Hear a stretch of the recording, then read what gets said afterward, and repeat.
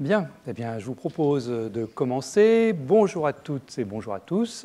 Bienvenue dans ce dernier cours de la série sur les solitons.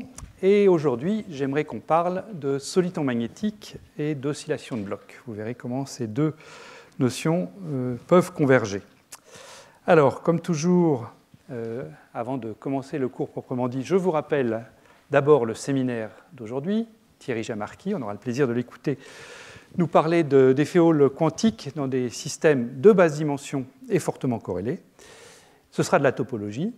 Et on continuera cet après-midi avec de la topologie, avec le mini-colloque que j'organise avec Sylvain Saint-Ben, qui sera consacré donc à la matière quantique topologique avec des atomes et des photons. Vous avez dehors les résumés des conférenciers et des conférencières. Et ces conférencières et conférenciers sont indiqués ici. Laetitia Taruel de Barcelone, Jean-Noël Fuchs de Paris, Julian Schmidt de Heidelberg. Il y aura une petite pause ensuite. Sylvain Saint-Ben et Leonardo Falani. Sylvain est de Paris et Leonardo de Florence. Voilà. Et je vous rappelle, comme toujours, que ces colloques sont libres d'entrée, sans inscription. Venez si ça vous intéresse. Voilà. Alors, je vous rappelle ce qu'on a regardé dans les précédents cours. On a regardé deux choses. On a regardé des solitons brillants et des solitons sombres. Notre plateforme, c'est l'équation de Gross-Pitalevsky, ou équation de Schrödinger non linéaire, que je peux réécrire au tableau, comme ça on l'aura tous en tête. L'équation de Schrödinger non linéaire.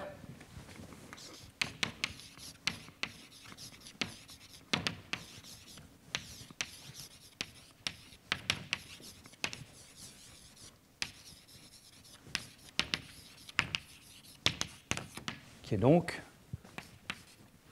je commence par le temps, IH bar d psi sur dt, une dérivée temporelle d'ordre 1 à gauche, et puis une dérivée seconde à droite, plus le terme non linéaire. Donc l'objet sur lequel on travaille, c'est une fonction d'onde, psi de x et de t, un objet complexe, et petit g, donc, qui caractérise la force d'interaction, peut être négatif, auquel cas on est dans le cas attractif, ou positif, auquel cas on est dans le cas répulsif. Bien, alors, ce qu'on avait vu ensemble, donc, c'est que dans le premier cas, dans le cas attractif, eh bien, à ce moment-là, les particules, quand je suis dans une géométrie à une dimension, on admet comme état fondamental un état où elles se sont agrégées.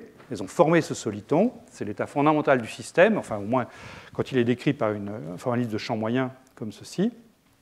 Et ce soliton, donc au repos, c'est l'état d'énergie minimale, et ensuite on peut le mettre en mouvement, c'est une simple invariance galiléenne. Je peux regarder ce soliton au repos dans un référentiel qui sera en mouvement dans un autre référentiel, et ce soliton peut se propager sans déformation. Dans le cas répulsif, le deuxième cas, G positif, à ce moment-là, l'état fondamental d'un système qui remplit, disons, toute la droite de l'axe des X, l'état fondamental, c'est une densité uniforme, et les solitons, qui sont à ce moment-là des solitons sombres, apparaissent comme des états excités du système. Un soliton sombre, c'est quoi ? Bien, c'est localement une déplétion, ici, de la densité, un trou de densité, si vous voulez. Donc ça, c'est, comme je dis, un état excité du système. Ce trou de densité peut être au repos, auquel cas, il faut que la fonction d'onde ici s'annule en ce point-ci, et puis il y a un saut de phase de pi entre la partie gauche et la partie droite. Et puis, il peut également être en mouvement, et ce qu'on a vu la dernière fois, c'est qu'à ce moment-là, la déplétion n'est pas totale, et cet objet, donc, on appelle un soliton gris, peut se déplacer à vitesse constante. Le soliton brillant peut se déplacer à n'importe quelle vitesse, au moins dans une approximation non relativiste, il ne s'agit pas de le faire aller plus vite que la vitesse de la lumière, mais il peut se déplacer à n'importe quelle vitesse dans une physique galiléenne. En revanche, les solitons sombres, ici, doivent avoir une vitesse qui reste inférieure à la vitesse du son dans le milieu de densité ρ0. Je vous rappelle que cette vitesse du son, on l'obtient en écrivant que mc2, donc C étant la vitesse du son, égale g fois ρ0. Voilà, donc ça, c'est ce qu'on avait vu ensemble dans les cours qui ont précédé. Ce qui va nous intéresser aujourd'hui, eh bien, c'est de mélanger des superfluides. jusqu'à maintenant, on avait un seul superfluide décrit par cette fonction d'onde psi de x et de t. Ce que j'aimerais qu'on fasse aujourd'hui, c'est mélanger les superfluides. Donc j'aurai deux fonctions d'onde à ma disposition, psi1 de x et de t et psi2 de x et de t. Et ce qu'on va avoir, eh bien, c'est deux équations de Schrödinger non linéaires couplées pour décrire ce mouvement des deux superfluides qui interagissent les uns avec les autres. Par exemple, les particules 1, donc celles que je vais dessiner en bleu dans ce cours, eh bien, elles sont sensibles au champ moyen créé par leur propre espèce, donc par la densité psi1 carré, avec une constante que je vais noter G1,1. Et puis l'espèce 2, elles, eh bien, les particules 1 sont également sensibles à l'espèce 2, donc proportionnelle à la densité liée à l'espèce 2, psi2 carré, avec donc un coefficient G1,2. Et il en va de même pour les particules 2. Donc, je vais peut-être écrire des choses au tableau avant de montrer la deuxième diapositive. Ce que je vais utiliser donc comme équation de mouvement pour mon système, ça va être deux équations couplées pour psi1 et pour psi2. Donc, la première, c'est IH bar d'epsi1 sur dt égale moins h bar carré sur 2 fois la masse m1 d2 psi1 sur dx2, plus donc le terme de champ moyen qui va remplacer le g psi carré ici, qui va être la somme de G1,1 psi1 carré plus G1,2 psi2 carré fois psi1. Ça, c'est l'équation pour psi1. Et puis celle pour psi2, je la réécris. Hein. Je change simplement les indices 1 et 2. Donc, c'est moins h bar carré sur 2m2, cette fois-ci. D2 psi 2 sur dx2, plus un terme. Donc là, maintenant, j'ai l'action des particules 2 sur l'action des particules 1 sur une particule 2, donc psi 1 carré, plus g de 2, psi 2 carré, fois psi 2. Donc, on a une situation où, a priori, on a 4 coefficients, G1,1, G1,2, G2,1 et G2,2. L'énergie d'interaction dérive d'un hamiltonien, donc à partir du moment où j'ai un hamiltonien, j'ai un principe d'action et de la réaction qui agit, hein, comme chez Newton.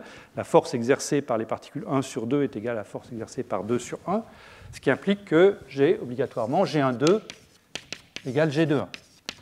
Donc j'ai 3 paramètres en fait, à ma disposition, 3 paramètres d'interaction qui sont G1,1, G1,2 et G2,2. Et puis, dans tout ce qui va suivre, pour simplifier les notations, je vais prendre M1 égale M2. Donc, je vais supposer que mes deux espèces, en fait, sont deux sous-niveaux Zeeman d'une même espèce atomique. On pourrait évidemment considérer des mélanges de superfluides qui n'ont pas la même masse. Ça compliquera un petit peu les équations, donc moi, je vais me contenter de l'écrire comme ça. Voilà. Donc, c'est une situation qui est a priori très riche, hein, puisqu'on est passé de 1 paramètre d'interaction à 3. On peut se poser des questions qui vont au-delà de la géométrie à une dimension. On peut se poser des questions à 2D et à 3D. Et en particulier, le fait qu'on ait 3 paramètres d'interaction comme ça fait qu'on peut trouver des situations où les fluctuations quantiques jouent un rôle important. C'est quelque chose que j'avais décrit dans le cours 21-22. Donc je ne vais pas revenir dessus en détail, mais la raison pour laquelle les fluctuations quantiques peuvent jouer un rôle important dans les mélanges, alors que la description de champ moyen marche bien, au moins pour tout ce que on a vu cette année dans un système à une composante, eh bien, c'est que si j'ai 3 paramètres comme ceci, je peux les choisir de signes différents. Par exemple, je peux prendre G1 et G1,2 positif, pardon, G1,1 et G2,2 positifs, mais G1,2 négatif. Et à ce moment-là, les énergies de champ moyen peuvent se compenser les unes avec les autres. Hein, j'ai une source positive d'énergie de champ moyen qui viendra de G1 et de G2,2, et puis ce qui viendra de G1,2 sera au contraire négatif. Donc je peux abaisser le rôle des énergies de champ moyen en choisissant bien à la fois mes paramètres GIJ et puis mes densités.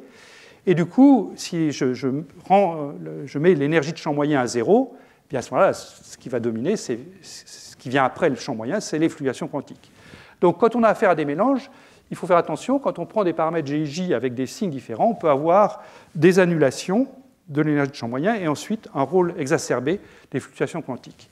Alors, encore une fois, c'est quelque chose que j'avais décrit dans un cours précédent, dans un cas particulier. En particulier, on avait vu apparaître des solitons à l'époque. Là, je mets une figure que j'ai extraite d'un article du groupe de Laetitia Tarbell, qui interviendra dans le séminaire cet après-midi. C'est une transition qu'on peut voir entre donc, ces gouttelettes quantiques dominées par les fluctuations quantiques et puis des solitons brillants selon qu'on est dans une géométrie plutôt 3D ou plutôt 1D. Pour moi, dans tout ce qu'on va regarder aujourd'hui, on va se limiter à des interactions qui seront répulsives, c'est-à-dire que je vais prendre les 3 coefficients GIJ positifs, les 3 qui sont écrits ici seront positifs, donc je ne vais pas avoir de risque de compensation des énergies de champ moyen, et donc les fluctuations quantiques ne vont pas jouer de rôle, enfin pas de rôle significatif. Par ailleurs, bon, comme je l'ai dit, je prends des masses identiques, les fluctuations quantiques ne jouent pas de rôle significatif. Et la question qu'on va se poser, donc, c'est est-ce que je peux, dans ce problème, générer des structures stables, des structures de type soliton stable, qui vont au-delà de ce à quoi on est habitué maintenant pour des espèces, pour des systèmes à une seule espèce. Alors, bon, je vais donner 2 exemples. Une des premières questions qu'il va falloir se poser, c'est est-ce que notre mélange est miscible ou non miscible ? Donc, dans le cas où le système est non miscible, eh bien, on peut imaginer ce que j'ai représenté en bas à gauche, là, c'est-à-dire un trou de densité dans l'espèce bleue, dans l'espèce 1, accompagné d'une bosse de densité dans l'espèce 2, l'ensemble formant une structure stable qui peut se déplacer à vitesse v. Et puis, dans le cas miscible, on peut regarder des structures où, par exemple, j'aurai 2 bosses de densité à la fois dans 1 et dans 2. L'espace est rempli d'un mélange 1,2, donc mélange stable, puisque je suppose que je suis dans le cas miscible, et puis je peux imaginer une bosse dans 1 et une bosse dans 2 qui se déplacent en même temps, mais ça pourrait également être un trou dans 1 et une bosse dans 2. On peut imaginer beaucoup de choses. Voilà, alors on ne va pas faire une revue complète, mais c'est ça l'esprit. Ce qu'on va voir aussi, c'est qu'il y a une analogie magnétique intéressante dans ce système. C'est-à-dire que le mélange de superfluides qu'on va considérer, en se plaçant dans le cas où tous les coefficients JJ sont voisins les uns des autres. Je ne les prends pas tous égaux, mais je les prends voisins les uns des autres, G1, 1, G1, 2, G2, 2. Eh bien, on va pouvoir montrer que en fait, c'est un problème qui est formellement équivalent à celui d'une chaîne de moments magnétiques prise à la limite continue. Donc cette chaîne elle est représentée ici. J'ai des moments magnétiques qui ont tous le même module. Ils sont répartis de manière uniforme sur l'axe X, là, avec une distance petit a entre 2 moments magnétiques consécutifs. Et chaque moment magnétique est donc simplement repéré par 2 angles, θ et φ, son orientation dans l'espace. Et quand on regarde la dynamique de cette chaîne de moments magnétiques, eh bien on va voir qu'en fait, c'est une dynamique qui est très très voisine de celle que je suis capable de déduire de ces équations de Schrödinger couplées, de Schrödinger non linéaire couplées. Et en particulier, les solitons qui sont susceptibles d'apparaître dans le problème à 2 fluides sont l'équivalent de structures bien connues en magnétisme qui sont des solitons magnétiques, d'où l'origine du titre. Voilà, donc le plan du cours est le suivant. Je vais commencer par la chaîne magnétique. Donc je vais commencer par vous expliquer comment est-ce qu'on décrit une chaîne magnétique. Je vais parler de 2 situations distinctes liées à une légère anisotropie de la chaîne, qui est ce qu'on appelle axe favorisé ou plan favorisé, en anglais easy axis ou easy plane. Ensuite, on passera au cas du mélange binaire, donc celui dont j'ai écrit les équations là au tableau. On verra que ces mélanges binaires peuvent être non miscibles et miscibles. Et si j'ai mis ça juste en dessous de axe favorisé et plan favorisé, ce n'est pas par hasard, c'est qu'on verra qu'il y a une correspondance 1 à 1 entre le cas easy axis, axe favorisé et le cas non miscible, et puis le cas plan favorisé et le cas miscible. Ensuite, eh bien, on passera au soliton magnétique. Donc, je vous montrerai comment est-ce qu'on peut obtenir ces structures stables solitoniques. Et une caractéristique importante des solitons magnétiques, ce sera leur relation de dispersion. On verra que la relation de dispersion qui relie l'impulsion P à l'énergie E est périodique. Et ça a des conséquences importantes, et en particulier, ça ouvre la possibilité d'observer des oscillations de blocs. Pour ceux qui ne savent pas ce que sont les oscillations de blocs, ne vous inquiétez pas, je vous expliquerai de quoi il s'agit et en quoi c'est lié à cette structure périodique. Voilà. Donc, je commence par la chaîne ferromagnétique, donc un problème qui a priori n'a pas grand-chose à voir avec ce mélange de condensat, mais vous allez voir que les deux se rejoignent rapidement. Alors, cette chaîne de moments magnétiques, donc, je l'ai déjà décrite, hein, c'est ces moments magnétiques qui ont tous le même module, qui sont séparés d'une distance A les uns des autres, et je regarde donc quelles sont les énergies pertinentes pour décrire cette chaîne magnétique. Alors, donc, je considère un système 1D, c'est une approximation qui peut être bonne pour certains matériaux. J'ai donné des références dans les notes écrites. Il y a effectivement des matériaux 3D, mais dans lesquels on peut considérer que tout se passe sur des chaînes extraites du matériau, des chaînes à une dimension. Donc ces moments magnétiques interagissent les uns avec les autres, et je vais, dans un premier temps, regarder l'interaction qui est dominante sur ces chaînes magnétiques, qui est ce qu'on appelle l'interaction d'échange, et qui porte sur les proches voisins. Donc chaque moment magnétique μi est couplé à son voisin de gauche, μi-1, et son voisin de droite, μi+1, par une interaction que j'écris sous la forme moins grand J, somme sur I de μi+1. Grand J, cette force des interactions, je vous rappelle son origine, c'est une origine électrostatique. Ce que je suis en train de regarder ici, ce n'est pas l'interaction dipôle-dipôle magnétique, celle-là est faible, hein, elle joue quasiment pas de rôle. L'énergie grand J, c'est une énergie d'interaction d'origine électrostatique. Alors je ne vais pas refaire un cours de magnétisme ici, mais pour le dire très vite, si vous prenez simplement deux dipôles côte à côte, chacun des dipôles fournit un électron, et si je regarde la fonction d'onde de ces deux électrons, eh bien je sais que comme c'est deux fermions, cette fonction doit être antisymétrique, et il y a deux moyens de faire une fonction antisymétrique. Enfin, je peux me débrouiller pour avoir deux moyens. Je peux prendre une fonction antisymétrique d'espace et symétrique de spin, ou alors une fonction symétrique d'espace et antisymétrique de spin. Et puis ensuite, quand je prends en compte l'énergie d'interaction entre ces deux électrons, quand je prends la fonction d'onde symétrique d'espace, cette fonction d'onde autorise les deux électrons à être arbitrairement proches l'un de l'autre. Donc ça va me coûter beaucoup d'énergie électrostatique, puisque les électrons se repoussent. Donc l'état qui est symétrique d'espace et antisymétrique de spin va avoir une énergie électrostatique grande. En revanche, l'état qui est antisymétrique d'espace et donc symétrique de spin, lui, la probabilité que les deux électrons soient au même endroit est nulle, puisque la fonction est antisymétrique, et donc son énergie électrostatique sera nettement plus basse. Donc je vois comme ça apparaître de manière un peu artificielle une interaction qui dépend du spin. Selon que j'ai une fonction d'onde de spin qui est symétrique ou antisymétrique, je n'ai pas du tout la même énergie. Mais ce n'est pas lié, encore une fois, à l'interaction magnétique entre les deux moments magnétiques, c'est lié à l'énergie électrostatique, plus le principe de Pauli qui me fait cette corrélation 1 à 1 entre l'état de spin et puis l'état orbital. Voilà, donc c'était une longue périphrase pour vous expliquer que je mets ici un J qui est en μi+1, donc une interaction qui a l'air d'être spin-spin, mais qui vient de l'énergie électrostatique et qui est positive. Bien.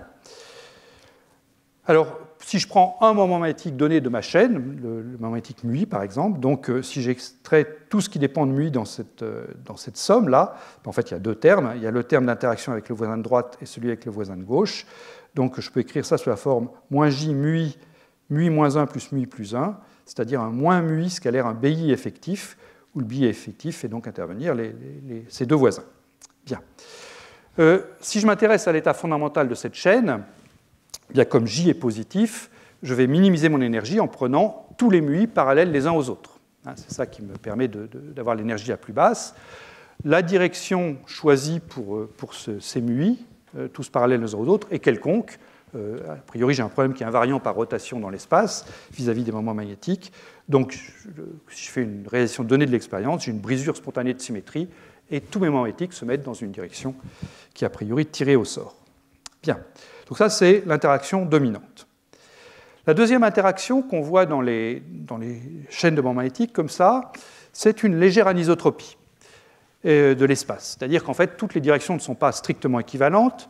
Et là, je vais me limiter au cas d'une anisotropie qu'on dit uniaxiale, qui tend à singulariser un axe donné, que je vais noter Z ici. Et donc, au terme isotrope qu'on vient de voir à la diapositive précédente, vient s'ajouter un terme que je vais mettre sous la forme -j', μi, composante Z de μi, fois μi+1, toujours à la composante Z. Et cette légère anisotropie est caractérisée par un deuxième nombre, J', et J', et très petit devant J pour toutes les réalisations pratiques. En revanche, son signe n'est pas déterminé. J' peut être positif ou il peut être négatif. On trouve les deux dans la nature. Dans le cas où J' est choisi négatif, eh bien, quand je vais chercher à abaisser mon énergie au maximum, je vais avoir intérêt à prendre mes moments magnétiques alignés selon l'axe Z.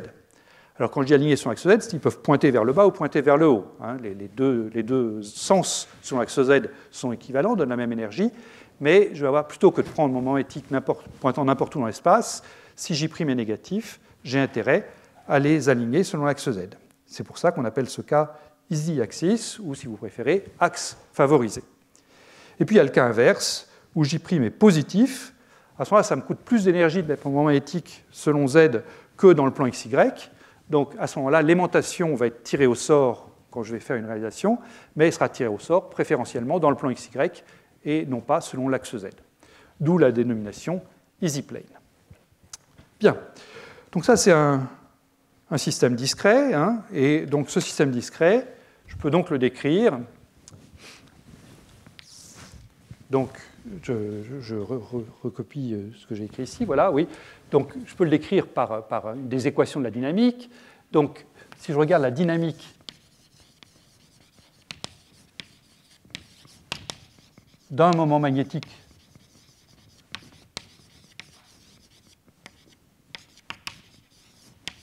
μi donné, donc ce moment magnétique, comme je l'ai dit, il voit un champ BI effectif qui est égal à J fois donc, le moment magnétique, les deux moments magnétiques de gauche et de droite, μi plus 1 plus μi moins 1. Et puis j'ai aussi donc, le J' qui est apparu, donc μi plus 1 Z plus μi moins 1 Z, le long du vecteur unitaire Z. Voilà. Et donc l'énergie qui va régir le mouvement de μi, c'est moins B effectif scalaire μi. Et donc si je regarde l'équation du mouvement de ce μi, dμi sur dt, eh bien c'est le couple qui résulte de cette énergie en moins mu scalaire B. Donc c'est le couple que j'ai noté gamma i, qui est simplement μi produit vectoriel avec ce B effectif, enfin BI effectif. Donc gamma i, c'est le couple qui agit sur μi. Voilà. Et puis, je vous rappelle, pour aller plus loin ici, pardon, ce n'est pas μi ici, c'est le moment cinétique, excusez-moi. Non, je suis allé un peu trop vite. L'équation du mouvement, c'est la dérivée du moment cinétique est égale au couple. Pardon, ce n'est pas le moment magnétique. La dérivée du moment cinétique est égale au couple, et le couple, c'est μi fois B effectif. Mais maintenant, on a une relation entre moment cinétique, que j'ai donc noté ici, c'est le spin associé au site I, relation entre moment cinétique et moment magnétique.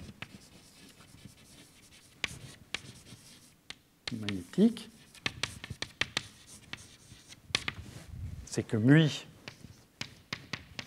c'est gamma fois ici, où gamma, c'est ce qu'on appelle le rapport gyromagnétique, donc qui relie justement les aspects de rotation et les aspects magnétiques. Et donc si je multiplie mon équation qui est ici, dSi sur dt égale μi vectoriel BI, si je la multiplie par gamma, donc là je fais apparaître dμi sur dt, et dμi sur dt, c'est donc gamma fois μi vectoriel BI effectif. Voilà, c'est là que je voulais en arriver. Voilà l'équation du mouvement d'un de mes moments magnétiques de HL. Donc je couple le μi à ses voisins via cette équation du mouvement. Bien. Donc, ayant ça, c'est l'équation qui est écrite ici, on va passer à la limite continue. C'est-à-dire que plutôt que d'avoir une chaîne discrète, on va supposer qu'on a des moments magnétiques qui sont très proches les uns des autres et que l'orientation du moment magnétique μi est très voisine de l'orientation de ses voisins, μi plus 1 et μi moins 1. Donc, je remplace la variable discrète mu i de t, ou le lot de variables discrètes mu i de t, par un champ mu de x et de t, sachant que mu i de t, ça correspondra à la valeur de ce champ mu de x et de t au point xi, qui est égal à i fois petit a étant la distance entre deux voisins. Donc, quand on a ça, bien, ce qu'on va faire, c'est qu'on va donc faire un développement de Taylor des termes qui interviennent dans BI ici. Donc, je commence par le principal, le terme en grand J. Donc, mu i plus 1 plus mu i moins 1, bien, c'est le terme d'ordre 0, ça va être 2 fois mu au point xi. Et puis, le terme d'ordre 1 va s'annuler, puisque je vais avoir la contribution de moins 1 et la contribution de plus 1. Et puis, je vais donc à l'ordre 2, et j'ai donc à ce moment-là a carré fois la dérivée seconde de d de mu par rapport à x2. Puis ensuite, le terme d'ordre 3 s'annulera, et le terme suivant sera d'ordre 4, mais je ne vais pas le regarder. Bien. Alors, quand je prends ça, le membre de droite ici, et que je l'injecte dans mon équation du mouvement ici, bien, vous voyez que je vais avoir le premier terme, le mu i, qui va devenir un mu de xi, eh bien, je vais le prendre son produit vectoriel avec lui-même, et ça va donner 0. Donc, la chose qui va contribuer, venant du terme isotrope, ce sera cette dérivée seconde par rapport à x. Si je prends la deuxième contribution, dont je vous ai dit qu'elle était plus faible, puisqu'elle est multipliée par j' ici, là, donc, je vais encore une fois faire ce développement de Taylor. Et donc là, mu i plus 1 plus mu i moins 1, c'est 2 fois mu z de xi, qui va être multiplié par le vecteur unitaire le long de l'axe z. Donc ça, a priori, ça va contribuer. Il n'y a pas de raison que le produit vectoriel de z avec mu donne 0. Et puis, je pourrais aller à l'ordre 2, mais ce n'est pas la peine, en fait. Ce n'est pas la peine d'abord parce que l'ordre 0 contribue déjà. Et puis, comme j' est beaucoup plus petit que j, les termes que je prendrai, que je mettrai, n'auront pas de contribution significative. Donc, on va se limiter... on va garder ce terme-ci pour le terme en J, et puis ce terme-là pour le terme en J'. Donc, on récupère une équation du mouvement qui est écrite ici, d mu sur dt égale gamma mu vectoriel b, où mu est maintenant un champ, c'est un champ continu, mu de x et de t.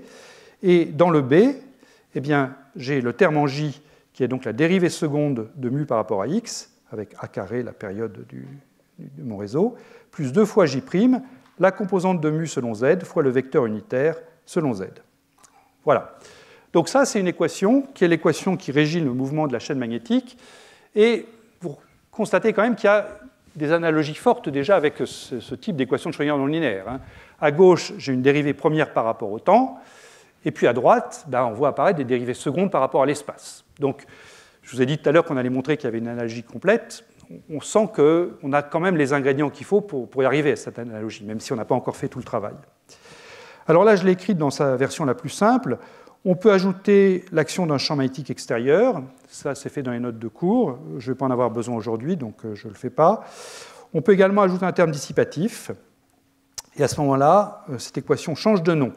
L'équation que j'ai écrite ici s'appelle l'équation de Landau-Lifshitz. Elle a été écrite dans les tout débuts de la physique quantique pour expliquer des phénomènes magnétiques, comment est-ce que les différents domaines magnétiques s'arrangent les uns avec les autres, comment ça se passe. Si j'ai un domaine de magnétisation donné ici, puis une magnétisation différente là, comment est-ce que je bascule d'un domaine à l'autre. Donc ça, c'est Landau-Lifshitz qui l'ont écrit en 1935. Et puis 20 ans plus tard, Gilbert a ajouté un terme dissipatif dans cette équation, et donc l'équation avec le terme dissipatif, que je ne vais pas utiliser ici, porte le nom d'équation de Landau-Lifshitz-Gilbert. Voilà. Alors, cette équation, elle a l'air de dépendre de beaucoup de paramètres. Il y a des J, il y a des J', il y a des petits a, il y a des gamma, le rapport gyromagnétique. Donc, comme toujours, c'est intéressant de passer en unité réduite pour ne pas faire 2 fois le même calcul sans s'en rendre compte. Et vous allez voir qu'en unité réduite, elle est remarquablement simple, cette équation. Donc là, je l'ai réécrite en unité naturelle, avec des bandes magnétiques qui ont tous le même module, enfin, le champ maintenant, mu de x et de t, a partout le même module, mu. On prend comme unité de longueur x0 égale petit a, la période du réseau, fois racine de j sur 2 fois valeur absolue de j'. Je rappelle que j' peut être positif ou négatif. Donc mon unité de longueur x0, elle va être très grande devant petit a. Parce que grand J, je le répète, est grand devant J'. Ça, c'est important parce que si vous voyez apparaître des structures qui en unité réduite ont une taille de l'ordre de 1, il ne faut pas vous dire « Oh là là, je suis en train de regarder la discrétisation de la chaîne ». Non, une structure avec une taille de l'ordre de 1, donc de l'ordre de x0, ça correspond à beaucoup de périodes petit a de la chaîne. Donc une structure de l'ordre de 1 est tout à fait légitime. On n'est pas en train d'aller regarder la structure granulaire de la chaîne si je prends une structure égale à x0, de taille x0. Et puis l'unité de temps associée, elle est écrite ici. Ensuite, eh bien, je vais introduire un moment éthique réduit, en quelque sorte. Je vais diviser le champ mu dx dt par sa valeur absolue mu, enfin son module mu. Donc m est de module 1.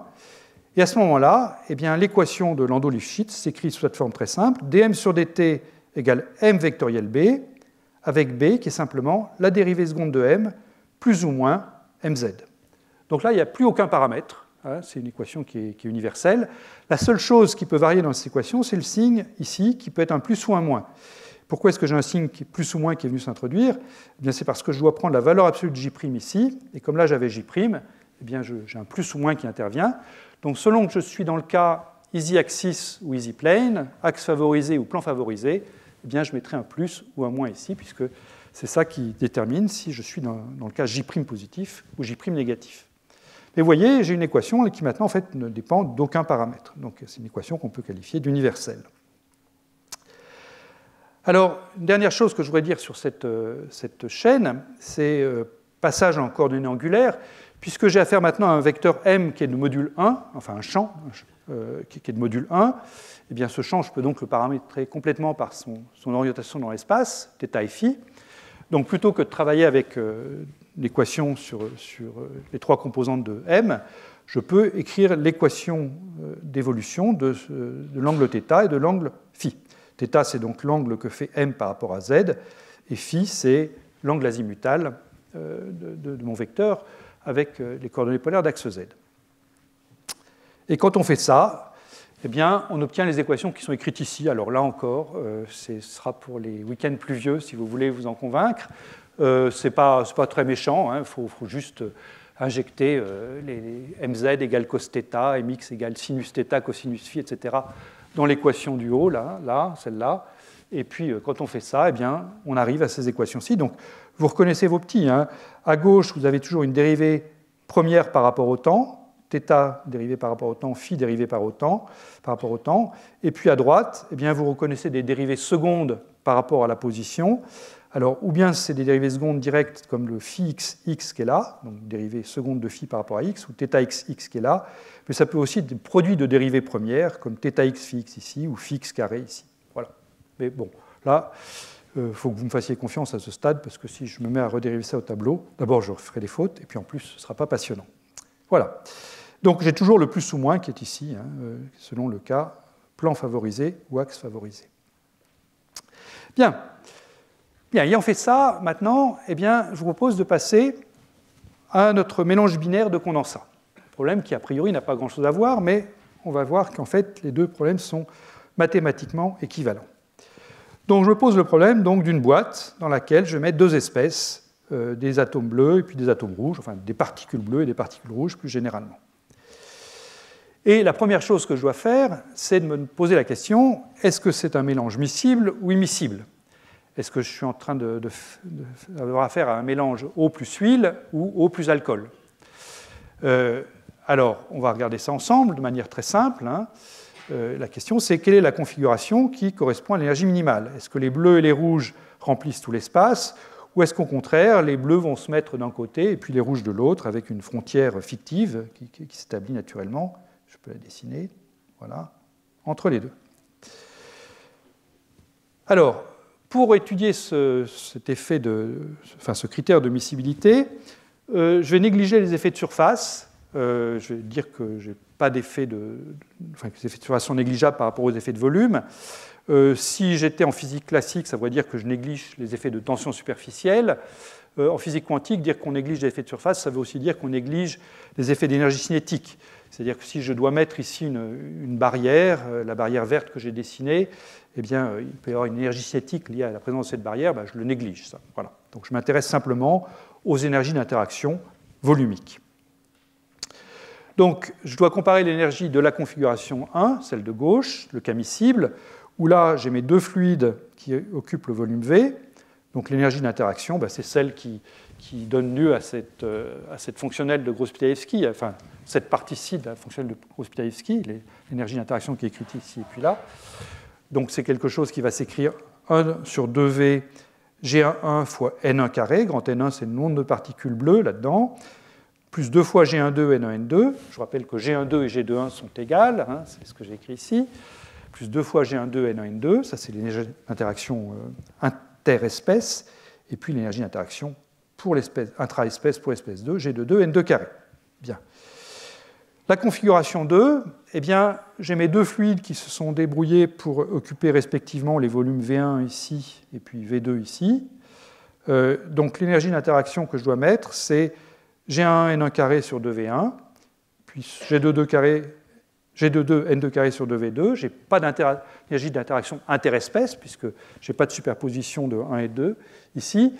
Et puis V1 et V2, à ce stade, ils sont libres. Hein, le système va choisir de prendre le V1 et le V2 qui minimisent l'énergie. Donc il faut que je minimise l'énergie E séparée, là, avec la contrainte que la somme des volumes, évidemment, doit être constante, doit être égale à grand V, le volume total offert. Donc ça, c'est une minimisation qui n'est pas méchante à faire.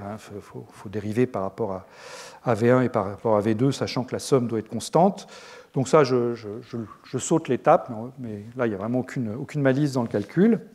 Et ce qu'on trouve après minimisation sur V1 et V2, c'est écrit ici. Je retrouve 1 sur 2V, donc le volume total qui est venu se mettre en facteur, G1 N1 carré, la moyenne géométrique de G1, G2, et puis G2 N2 carré, que je dois comparer à ma configuration 1, que j'ai réécrite ici. Et là, on voit immédiatement qui est-ce qui gagne. La condition de miscibilité, ce sera la configuration 1 qui va gagner, c'est-à-dire celle-ci, si G1,2 est plus petit que la moyenne géométrique de G1 et de G2,2, et puis dans le cas inverse, eh bien, on aura affaire à un mélange non miscible.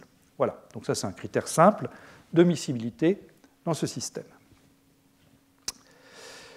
Bien, donc on va prendre notre mélange de condensat. On va pour l'instant pas dire si on se met dans le cas miscible ou non miscible. Après, je favoriserai le cas non miscible, mais pour l'instant, je traite les deux cas simultanément. Et donc, je me dis, maintenant, je reviens à la physique quantique, hein, donc il y aura de l'énergie cinétique qui va jouer un rôle. Je me demande comment est-ce que je vais décrire cette chose-là.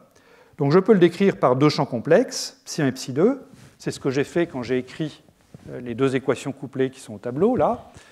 Je peux également, c'est ce qu'on va faire, préférer travailler avec des champs réels.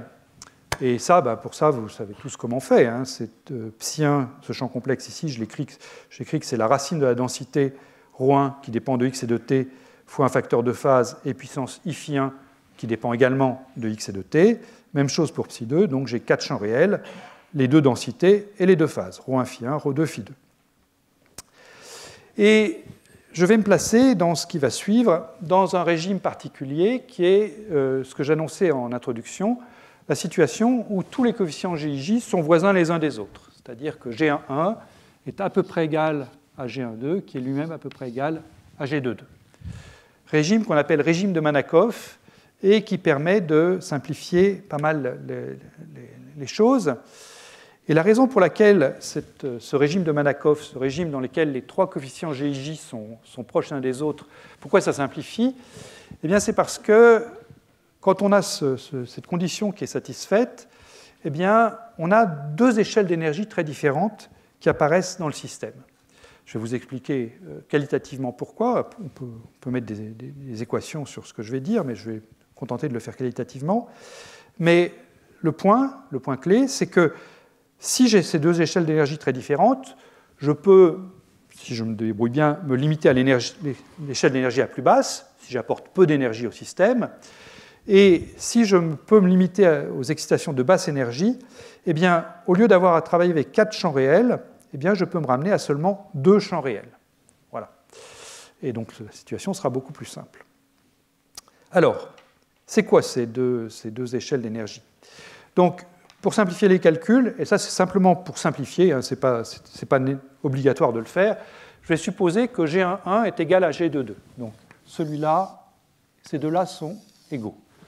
Je vous décris tout à l'heure une expérience dans laquelle, effectivement, cette condition est réalisée à cause des symétries du problème. En revanche, lui, G1,2, il n'est pas strictement égal à G1 et G2,2. Donc G1,2 diffère légèrement de G1 et G2,2. Et cette différence, je la note GS. Pourquoi GS? L'indice S, c'est un indice de spin, parce que finalement, ce système de mélange 1,2, je peux le décrire par une sorte de pseudo-spin qui me décrit les amplitudes de probabilité d'être en un point donné dans l'état 1 ou dans l'état 2. Donc, je peux introduire un pseudo-spin associé à cette superposition. Et j'appelle donc ce constant d'interaction GS, la différence entre G1, 2 et G. Et donc, on va se placer, dire que je prends les trois à peu près égales, ça veut dire que je me place au voisinage de la limite de miscibilité, puisque G1,2 est voisin de la moyenne géométrique G1,1, G2,2, qui est donc ici petit g. Alors, c'est quoi les deux types d'excitation qui font appel à des énergies très différentes? Eh bien, les excitations de basse énergie, qui encore une fois sont celles qui vont m'intéresser ici, c'est des interactions qui se produisent à densité totale constante. C'est-à-dire que je vais considérer des situations où mon ρ2, par exemple, présente comme ça des bosses ici, et puis est nul à gauche, et puis est nul à droite. Et puis ρ1, il présente un déficit exactement là où ρ2 a une bosse, de telle sorte que la somme ρ1 plus ρ2 est constante. Pourquoi est-ce que ça va me donner lieu à des excitations de basse énergie, d'avoir une densité totale constante? Bien simplement parce que si je prends un endroit où je me mets par exemple complètement à gauche, ici, où si je me mets ici, et donc là j'ai une densité qui est uniquement du ρ1, pas de ρ2, et puis je décide d'amener des atomes ρ2 en cet endroit-là, donc en enlevant des atomes ρ1, eh bien, la différence d'énergie entre la configuration finale et puis la configuration initiale, ça fera intervenir précisément les différences entre G1,2 fois la densité 2 moins G1,1 fois la densité 1, puisque j'ai remplacé des atomes 1 par des atomes 2, en gardant une densité constante. Donc on voit que ça va être la différence des G qui va contribuer, simplement, et cette différence des G, elle est toute petite devant G lui-même, ou G1,2 lui-même. Donc les excitations à densité totale constante ne font intervenir que GS. Je me contente de substituer des atomes 1 par des atomes 2 et vice-versa. Alors que maintenant, si je vais regarder des excitations où la densité totale varie, c'est-à-dire que j'essaie de mettre localement une bosse d'atome 1 et une bosse d'atome 2, là, l'énergie que je vais devoir payer, l'énergie d'interaction, ce sera directement G1,1 fois la densité 1 plus G2,2 fois la densité 2, donc ce sera une énergie beaucoup plus grande. Donc, encore une fois, on peut mettre des équations et mettre des choses rigoureuses sur ce que je viens de dire, mais on voit assez naturellement pourquoi cette hypothèse GS petit devant G conduit à ces deux échelles d'énergie différentes. Et encore une fois, moi, je vais me limiter maintenant à des situations où la densité totale est constante, et la seule chose qui change, c'est la répartition entre 1 et 2 en un point donné. Bien, alors, comment est-ce que je décris ça mathématiquement? Eh bien, dès que vous avez deux nombres dont la somme est constante, c'est toujours intéressant de dire qu'il y en a un qui est un cosinus carré et puis l'autre qui est un sinus carré. On ne peut pas se tromper. Donc, je vais écrire que ρ1, c'est ρ0 fois cos carré d'un angle θ. Plus précisément, je mets θ sur 2. Et ρ2, ce sera ρ0 fois le sinus carré de ce même angle, θ sur 2. En d'autres termes, ma fonction d'onde pour mes deux superfluides va s'écrire pour ψ1 racine de ρ0, qui est donc une constante, cosinus θ sur 2 fois e puissance i-1, et pour ψ2, ρ0, sinus θ sur 2 et puissance i-2. Bien. Donc, je suis passé de 4 champs, 4, à 3 champs. Ces 3 champs, c'est θ d'une part, et puis φ1 et φ2. Bien, mais j'ai dit que j'en voulais que 2. Alors, pourquoi est-ce que je peux encore éliminer un champ? Eh bien, c'est parce que à partir du moment où je suppose que la densité totale est constante, eh bien, les phases φ1 et φ2 n'évoluent pas de manière indépendante. La raison pour ça, c'est que si je dis que la densité totale est constante, ça veut dire que le courant total ne doit pas dépendre de l'espace. C'est l'équation de continuité qui me le dit, dρ sur dt plus divergence du courant égale 0. Donc si la densité totale est constante, ça veut dire que mon courant ne doit pas dépendre de l'espace.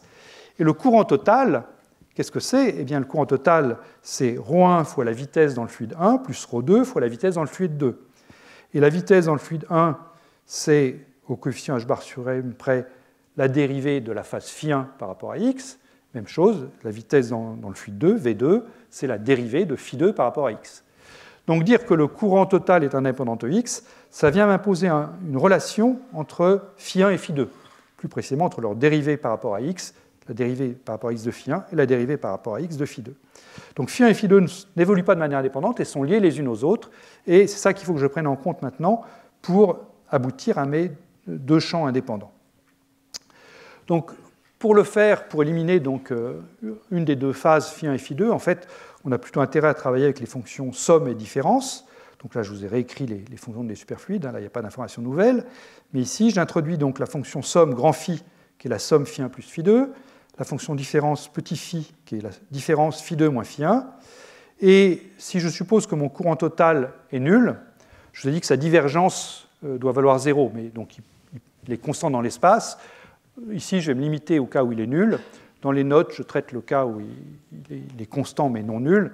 Mais là, bon, pour simplifier, je vais supposer qu'il est nul. À ce moment-là, eh bien, dire que le courant total est nul, ça vient me verrouiller la phase grand phi sur la phase petit phi. C'est-à-dire que grand phi, dérivé par rapport à x, est égal à cosinus θ, l'angle de mélange ici, qui intervenait là, dans le cos et dans le sin. Grand phi x, c'est cos θ fois petit phi x. Donc au bout du compte, je peux paramétrer mon mélange à deux fluides par simplement deux champs que j'ai appelés θ et phi, comme la chaîne magnétique, ce n'est pas un hasard, de la manière suivante. Mon spinner ψ1, ψ2, je récapitule, hein, c'est donc racine de ρ 0, la phase globale grand phi, qui était la somme φ1 plus φ2 que je viens mettre en facteur, cosinus θ sur 2 et puissance moins i phi sur 2, sinus θ sur 2 et puissance plus i phi sur 2. Voilà. Et donc, maintenant, j'ai mes équations de Schrödinger non linéaires couplées qui sont celles que j'ai écrites au tableau. Et ce qu'il faut faire, c'est remplacer ψ1 par son expression qui est écrite ici, ψ2 par son expression qui est écrite ici, et puis en déduire les équations d'évolution de θ et de petit phi, sachant qu'à chaque fois que vous verrez apparaître un grand phi, eh bien, il faudra le remplacer par cosinus θ petit phi. Enfin, grand phi x par cosinus θ petit phi x. Bien. Là encore, je ne le fais pas au tableau. Vous sentez que ça peut être assez douloureux, mais il n'y a pas de raison de ne pas y arriver.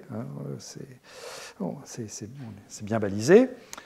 Alors, je vais vous donner tout de suite le résultat avec des variables commodes, enfin un dimensionnement commode.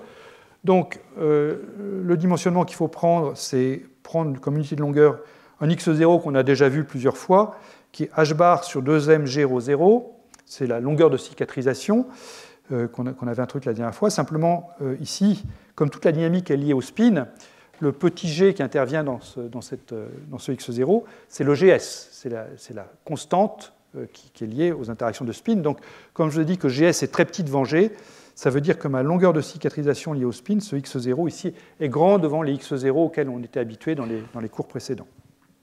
Mais bon, c'est ça qui compte, puisque c'est gs qui compte dans le problème. Et puis la variable temporelle, même chose que les autres fois, je la lie à x0 par 2m x0 sur h bar. Et quand je fais ça, eh bien, j'obtiens deux équations donc mes deux équations de Schrödinger non linéaires couplées me donnent deux équations couplées pour θ et phi. Donc pas de surprise, à gauche c'est une dérivée première par rapport au temps, à droite ça va être des dérivées secondes par rapport à l'espace, et ces équations, elles dépendent d'un signe, plus ou moins. Le signe plus, c'est dans le cas où gs est positif. Vous voyez que là, j'ai la valeur absolue de gs, hein, donc pareil, il faut que je distingue selon que gs est positif ou négatif. Le signe moins, eh bien, c'est quand gs est négatif, donc dans le cas miscible. Et ces équations sont exactement les mêmes que celles de la chaîne magnétique. Il n'y a aucune différence, il n'y a pas de facteur 2 ni rien, enfin, on s'est débrouillé pour. Donc, étudier un problème, c'est étudier l'autre. Hein. On parle souvent de simulation quantique, là on est dans un cas, alors c'est peut-être pas très quantique, c'est des champs classiques, mais bon, c'est une simulation parfaite d'un système par l'autre, ce sont les mêmes équations du mouvement. Voilà. Donc la correspondance, hein, je la rappelle, c'est canon miscible GS positif correspond à easy axis, plan favorisé, J' positif, et puis le cas miscible G négatif correspond au cas easy plane J' négatif. Bien. Bien, et bien ayant ça, on est armé pour passer aux solitons magnétiques. Alors ces solitons magnétiques, ils ont été étudiés, je dirais, dès que Landau et Lifshitz ont écrit leur équation dans les années 30. Hein. Pourquoi? Parce que c'est des structures localisées. Donc, comme je disais, c'est des structures qui sont susceptibles d'apparaître quand vous mettez des domaines de magnétisation différentes en contact les uns avec les autres. Eh bien, à l'interface, vous avez des structures localisées et ça peut donner naissance à ces solitons. Donc, il y a toute une littérature pendant tout le XXe siècle, et ça continue au XXIe, sur les solitons magnétiques. Là, je vous ai mis un article qui date un petit peu, qui est de la fin des années 90, de Kozevich et al., mais c'est un article qui fait plus de 100 pages, donc il contient vraiment beaucoup de références et beaucoup de développement théorique dessus. J'ai aussi cité dans les notes des articles beaucoup plus récents sur les vrais solitons magnétiques, donc je vous renvoie vers ça si vous êtes intéressé. Dans les gaz quantiques, c'est-à-dire dans traiter les mélanges de la manière que je viens d'expliquer, ça c'est beaucoup plus récent. Je dirais que le papier qui a vraiment mis les choses complètement au clair, c'est un papier du groupe de Trento, Q, Pitayevsky et Stringari, en 2016. Et puis ensuite, il y a eu des expériences qui ont été faites sur les solitons magnétiques qui datent de 2020. Alors la première référence, là, c'est le groupe de Gabriele Ferrari, toujours à Trento. Le deuxième groupe, c'est le groupe de Chandra Raman, à Georgia Tech. Donc ça, c'est dans le cas miscible. Voilà, donc l'équivalent du cas plan favorisé. Et puis, ensuite, il y a le cas non miscible, qui est celui sur lequel je vais me concentrer dans la suite, où là, la théorie, elle est publiée dans plusieurs articles, mais je dirais celui qui est peut-être le plus pertinent pour nous, c'est un article qui est sorti il y a 2 ans, toujours du groupe de Trento, par Bresolin et al. Et l'expérience, c'est une expérience qu'on a faite ici, au Collège de France, qui n'est pas encore publiée. J'ai mis 2025, ça dépend si les référis sont gentils avec nous ou pas. Voilà, donc je vous décrirai à la fin nos résultats expérimentaux. Bien. Donc on va se mettre dans le cas non miscible. Comme je dis, c'est le cas qui a été étudié ces toutes dernières années, ces 2 ou 3 dernières années.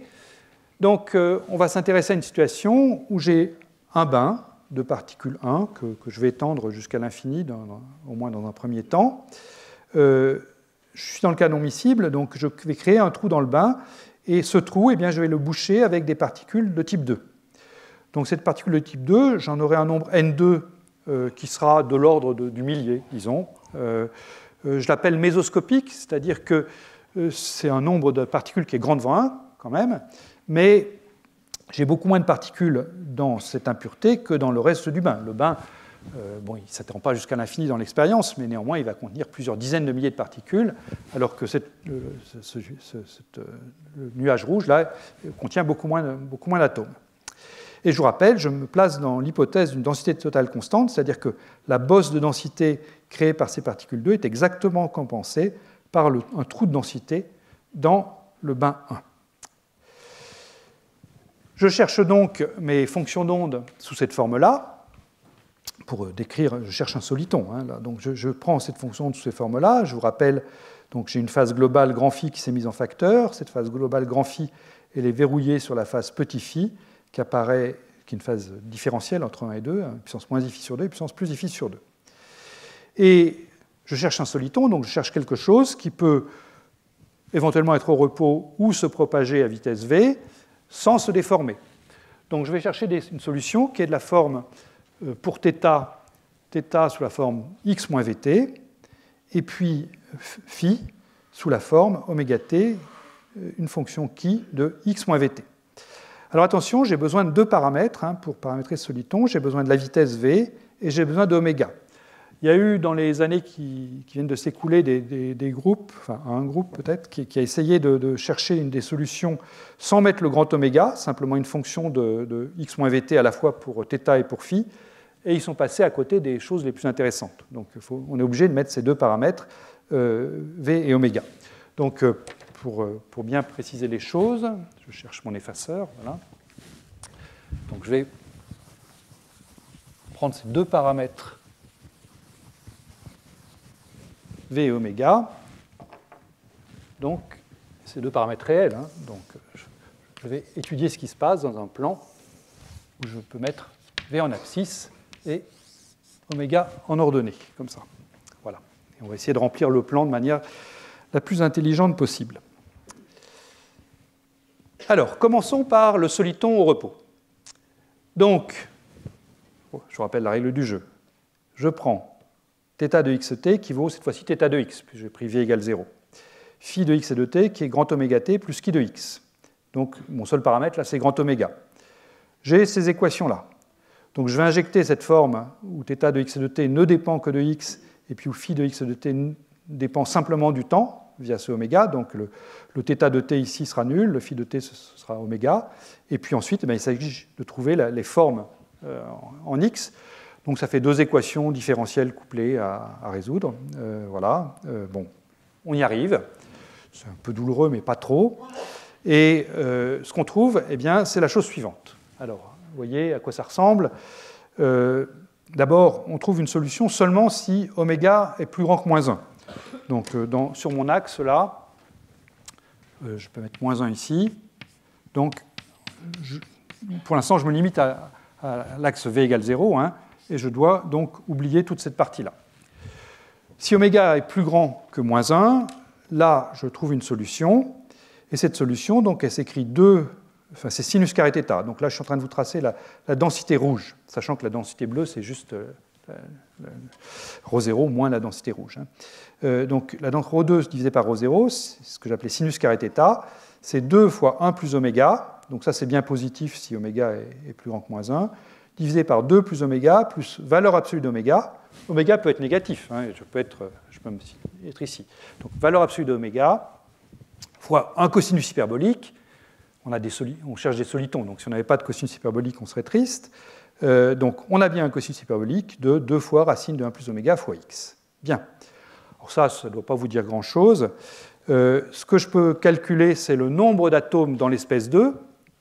Pour ça, il faut simplement que je prenne l'intégrale ici de ρ2. Hein. Je prends l'intégrale de ρ2 sur tout l'espace et j'en déduis le nombre d'atomes dans l'espèce 2, n2.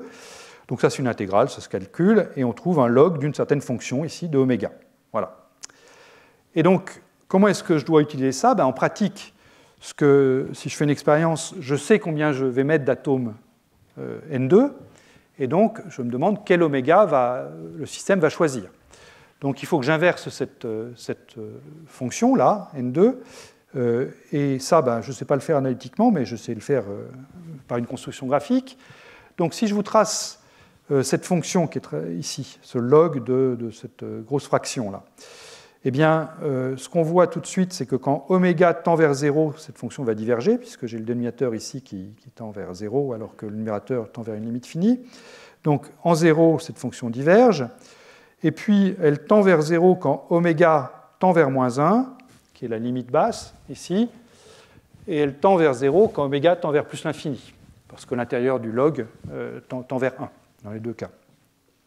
Donc, en pratique, si vous me donnez une valeur de n2, et si par ailleurs je connais la valeur de ρ0 et de x0, mon unité de longueur, eh bien, je suis capable d'inverser ça graphiquement. Donc, supposons que vous me donniez par exemple n2 sur ρ0, x0 égale 1, eh bien, je trace la ligne bleue ici, et puis je trouve deux points d'intersection, A et B ici, qui correspondent donc à deux valeurs possibles de oméga. Donc ça, c'est une nouveauté par rapport aux solitons brillants auxquels on était habitué, par exemple. Quand on avait regardé les solitons brillants, eh bien, si on se donnait un nombre d'atomes, on avait un soliton solution, point final. Là, ce qu'on voit tout de suite, c'est qu'on a donc deux solitons possibles si je prends un nombre n2 donné. Et ces deux solutions, que j'ai notées A et B ici, sont très différentes l'une de l'autre.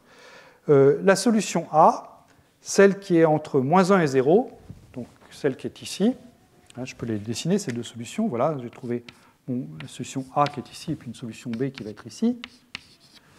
La solution A, c'est une solution pour laquelle la fonction ρ2 est relativement étalée et pas très haute.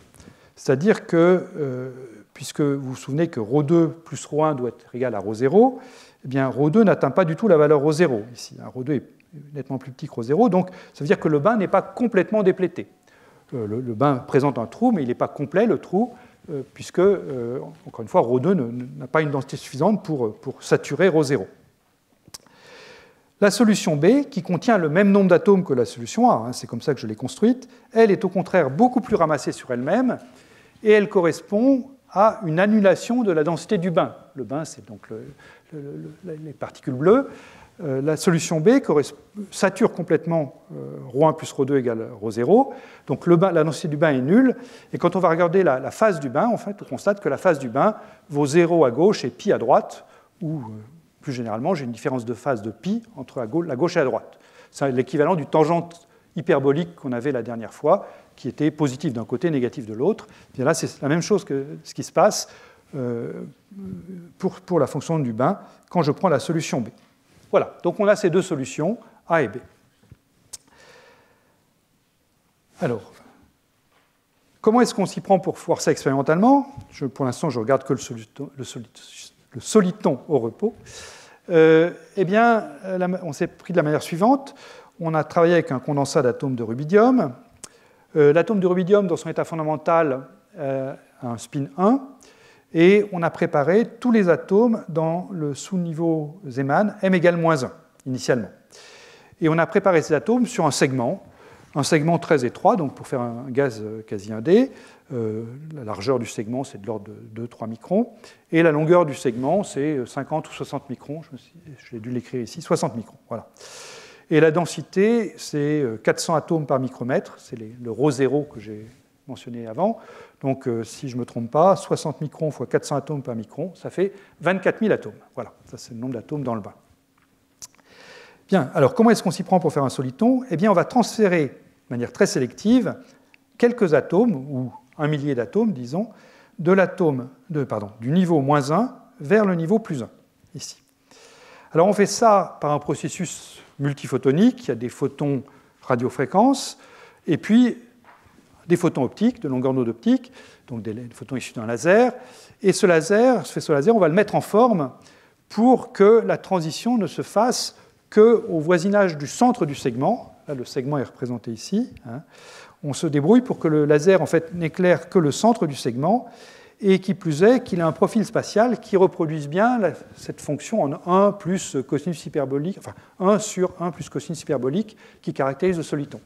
Donc si vous voulez, on imprime le mieux qu'on peut la fonction d'onde du soliton lors du transfert de moins 1 vers plus 1, ici de m égale moins 1 vers m égale plus 1, ce que j'ai appelé 1 avant et puis 2 ensuite. Donc, à l'instant t égale 0, on prépare ici un petit paquet rouge dans un bain bleu. Vous noterez que le mécanisme de préparation respecte d'emblée la condition que ρ1 plus ρ2 doit être égal à ρ0, puisque on a initialement une densité uniforme et on se contente de basculer l'état de spin de certains atomes de m égale moins 1 vers m égale plus 1, mais la densité totale, elle, est non modifiée par construction. Bien, donc on prépare ça à l'instant t égale 0, et la question c'est est-ce qu'on a bien un soliton ou pas? Si on a bien un soliton, ce paquet doit rester immobile, ne doit pas se déformer. Si on s'est trompé, il doit s'étaler ou se contracter. Donc ce qu'on fait, c'est qu'on conserve un profil spatial constant, une largeur qui fait 4-5 microns à peu près, mais on va varier le nombre d'atomes, c'est-à-dire qu'on va varier finalement la durée de l'impulsion qui fait passer de moins 1 à plus 1.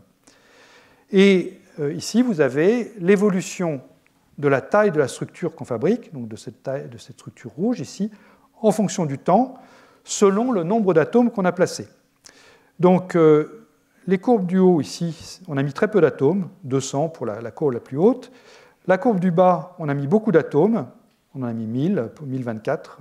Bon, 1024, il y a une barre d'erreur, mais on en a mis de l'ordre de 1000 dans la courbe du bas. Et puis ce qu'on voit, c'est qu'il y a un nombre d'atomes qui correspond à pas d'étalement et pas de contraction du paquet. La largeur reste constante en fonction du temps. Et ce nombre d'atomes, pour ce choix de paramètres, c'est de l'ordre de 400. Et ça, c'était en bon accord avec ce qu'on attendait. Donc dans cette expérience, ce qu'on prépare, c'est la solution de type A, c'est la solution où le bain n'est pas complètement déplété, et on vérifie que si on met bien le bon nombre d'atomes, on a effectivement un soliton. Bien. Alors, maintenant, qu'est-ce qui se passe si on cherche une solution avec un soliton en mouvement? Alors, le soliton au repos, les calculs n'étaient pas très simples. Le soliton en mouvement, ils sont franchement un peu rébarbatifs.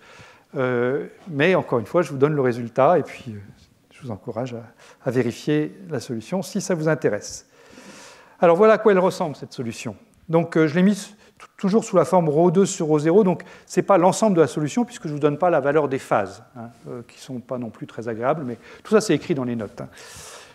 Alors la densité est donc ρ2 sur ρ0, le sinus carré θ, il y a un numérateur, qui est donc une constante, tout à l'heure on avait 2 fois 1 plus oméga. Donc la différence par rapport au cas à vitesse nulle, c'est qu'il y a moins v carré sur 4 qui est venu s'ajouter ici. Et puis au dénominateur, tout à l'heure ici, si vous vous souvenez bien, on avait une valeur absolue de oméga qui a été remplacée par racine de oméga 2 plus V2. Et puis là, de la même façon, on avait un racine de 1 plus V oméga qui est devenu 1 moins V2 sur 4. Voilà. Alors, que dire de ça? Une première chose, c'est que vous voyez apparaître une racine carrée ici. La moindre des choses, c'est que l'argument de la racine carrée soit positif. Donc il faut que oméga soit plus grand que moins 1 plus V carré sur 4. Tout à l'heure, on avait simplement oméga plus grand que moins 1 sur l'axe X. Maintenant, j'ai oméga plus grand que moins 1 plus V carré sur 4. Donc dans ce plan, qu'est-ce que c'est? Ça, c'est une parabole. Donc c'est quelque chose qui fait comme ça et qui repart ici. Donc toute cette zone-là, je dois l'exclure parce qu'elle correspond à oméga qui serait plus petit que moins 1 plus V carré sur 4. Bien. Ça, c'est la première chose. La deuxième chose, c'est comment est-ce que je relie mon oméga au nombre d'atomes. C'est-à-dire que si je veux fabriquer un soliton qui contient N2 atomes et qui va à vitesse V, quel est l'oméga que je dois choisir? Donc là, pareil que tout à l'heure, il faut prendre l'intégrale de cette chose-là, ici, voilà, l'intégrale sur dx, faire le calcul. C'est des intégrales de fonctions avec des cosinus hyperboliques, donc ça se calcule. Il y a des tables pour ça se calcule bien. Mathematica donne aussi le résultat correct. Et ce résultat, on peut le mettre sous cette forme-là. C'est la forme la plus compacte que j'ai trouvée. Cosinus hyperbolique de N2 sur ρ0x0 égale ce rapport-là. 2 plus oméga divisé par racine d'oméga 2 plus V2. Donc si je me demande à N2 fixé, quel est l'ensemble des points dans ce plan que je trouve? Donc je sais que j'ai déjà ces 2 points A et B à vitesse nulle, mais si je prends une vitesse non nulle, où est-ce qu'ils vont être, les points pour un N2 donné? Eh bien, il faut que j'écrive que ça est constant. Donc 2 plus oméga sur racine d'oméga 2 plus C2 égale quelque chose que je note grand C. Donc si j'élève ça au carré, je trouve 2 plus oméga au carré égale C2 fois oméga 2 plus V2. Et ça, vous reconnaissez l'équation d'une conique, et plus précisément l'équation d'une ellipse. Donc ça veut dire que si je me fixe N2, eh bien, les valeurs des couples oméga V qui sont disponibles, c'est une ellipse qui doit passer par ces 2 points A et B, et cette ellipse, je vais la tracer d'une couleur différente, ce sera peut-être plus clair, je vais la mettre en rouge, cette ellipse, elle va être comme ça. Voilà. Bon, ça ne ressemble peut-être pas trop à une ellipse que j'ai dessinée, mais vous m'autoriserez que voilà, c'est à peu près une ellipse. Mais en vrai, c'est une vraie ellipse. Voilà. Donc c'est une ellipse. Voilà. Donc ça, j'insiste bien, c'est l'ensemble des points oméga V, N2 fixés. Voilà. Et donc, si vous êtes capable de faire des choses à votre soliton, eh bien, votre soliton, que vous avez préparé avec N2 atomes, par exemple dans l'état A, il n'a pas le choix. Il doit rester sur cette ellipse. On ne sait pas encore quel mouvement il va prendre, mais si on agit sur lui en rajoutant des forces et des choses comme ça, eh bien, ce soliton doit rester sur cette ellipse. Alors, pour savoir ce qui va lui arriver, on a besoin de connaître son impulsion et son énergie, si on veut savoir ce qui va lui arriver quand on agit sur lui avec une force. Donc, quelle est l'impulsion canonique d'un soliton magnétique? Alors, commençons par l'impulsion canonique, c'est avec la somme des impulsions du bain, enfin de la composante bleue, et de la composante rouge. Commençons par le bain. Donc le bain, c'est quelque chose qui s'étend beaucoup et qui, a priori, a un déficit de densité localement. Donc son impulsion, ça va se calculer de la même façon que ce qu'on avait fait ensemble pour les solitons gris. Et pour les solitons gris, je vous rappelle ce qu'on avait trouvé. On avait trouvé que l'impulsion, c'était la somme de 2 contributions.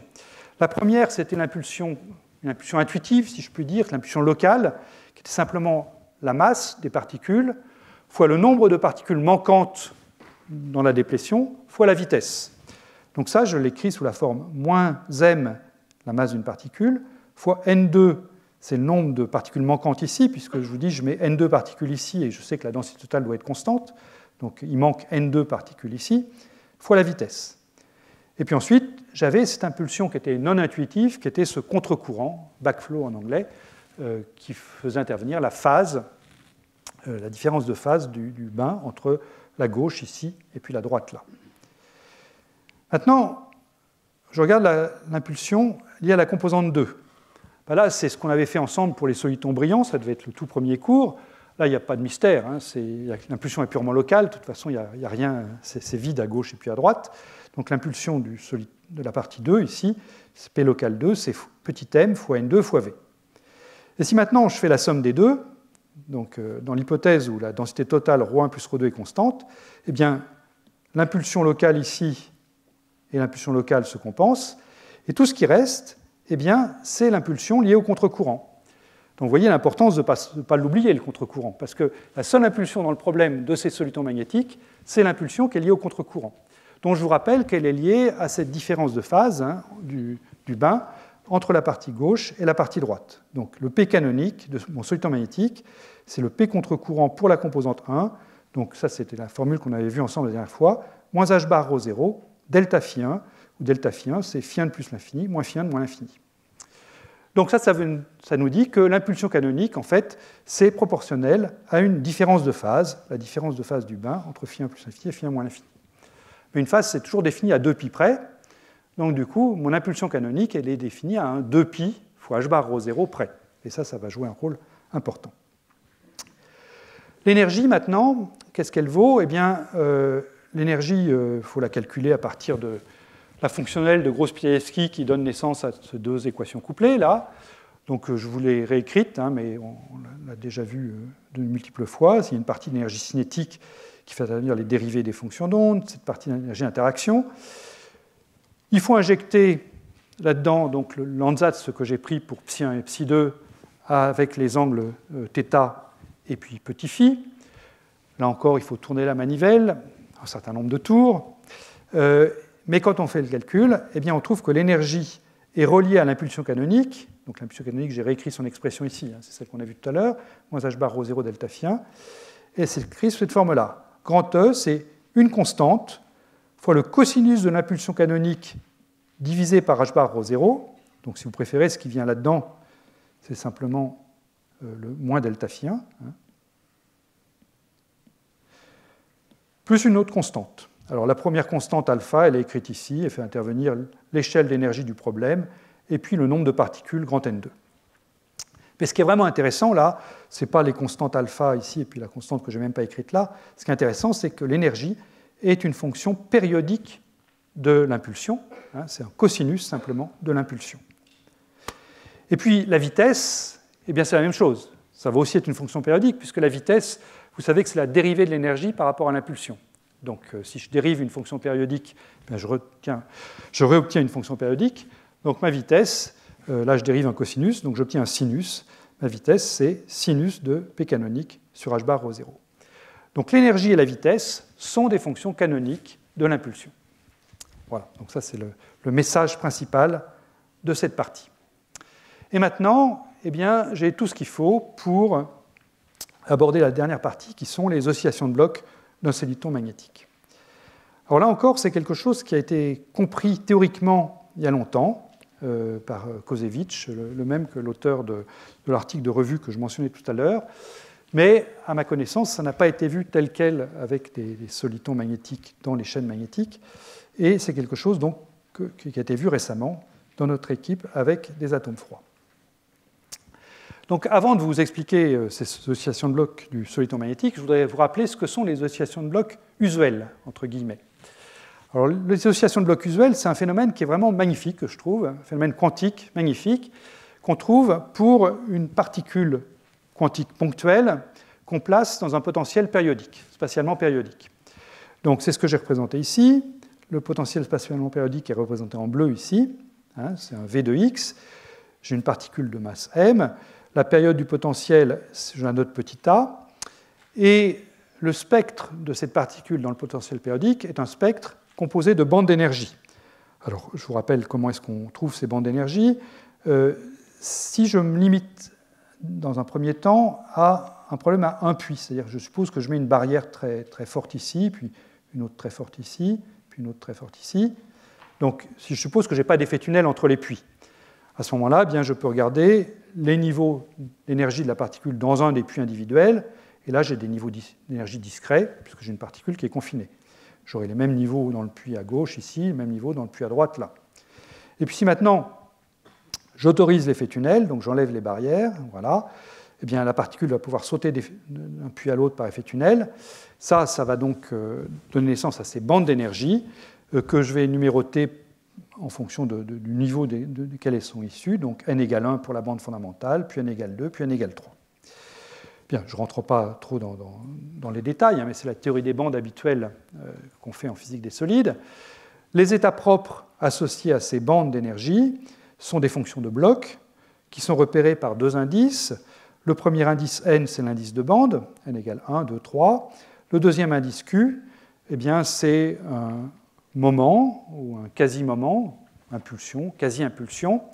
Donc là, c'est un nombre, si vous voulez, puisque je suis à une dimension, mais ce serait un vecteur si j'étais à 2 ou 3 dimensions. Et ce quasi-moment donc, me sert à repérer mes états propres, mes états de bloc, sachant que les états de bloc se mettent sous cette forme-là. Si nq égale une onde plane, et puissance iqx sur h bar, ou puissance iq scalaire sur h bar à plusieurs dimensions, fois une fonction périodique sur le réseau, u indice nq de x. Et donc ce moment doit plutôt être qualifié de quasi-moment, parce qu'il faut faire attention à restreindre son amplitude si on veut éviter les doubles comptages. Dans la situation que j'ai considérée ici, ce quasi-moment q, je peux le choisir dans ce qu'on appelle la première zone de Brillouin, qui est donc un segment de largeur 2π h bar sur A. A, je vous rappelle, c'est la période du réseau ici. Les bandes d'énergie que j'ai dessinées ici, elles ont comme une structure telle que j'ai dessinée là. Donc, à chaque valeur de n et de q, j'ai une énergie bien déterminée. Et les deux bords de ma zone de Brillouin, c'est-à-dire le moins π h bar sur A ici et le plus π h bar sur A ici, doivent être identifiés. Si vous voulez, la structure de la zone de Brillouin, dans ce cas-là, c'est une structure de cercle. Si j'étais à 2 dimensions, 3 dimensions, ce serait une structure de tore. Les bords de la zone de Brillouin doivent être identifiés l'un avec l'autre. Et ça se comprend assez bien. C'est-à-dire que quand je prends le vecteur, si je prends l'état correspondant au vecteur de bloc ou au nombre au vecteur quasi-moment q égale plus π h bar sur A, et puis si je prends celui-ci moins π h bar sur A, eh bien, en fait, la différence entre les deux états, ça va être e puissance i 2π x h bar sur A, qui est une fonction périodique sur le réseau. C'est-à-dire que quand je passe de là à là, eh bien, je le passe via une fonction périodique sur le réseau que je peux toujours réintégrer dans le unq de x. Donc, pour éviter les doubles comptages, il faut que je fasse attention à ne pas continuer trop cette zone de Brillouin et que je pense bien à identifier donc, ce point-ci et ce point-là. Donc, en toute rigueur, là, j'ai mis une inégalité large à gauche et à droite, mais si je veux être rigoureux, il faut que je mette un strict d'un côté pour justement éviter ces doubles comptages. Comme ça. Voilà. Donc ça, c'est à ce stade, ce n'est pas encore les oscillations de blocs, c'est la théorie des bandes. Et les oscillations de blocs, eh bien, elles arrivent quand j'applique à ma particule une force en plus du potentiel du réseau.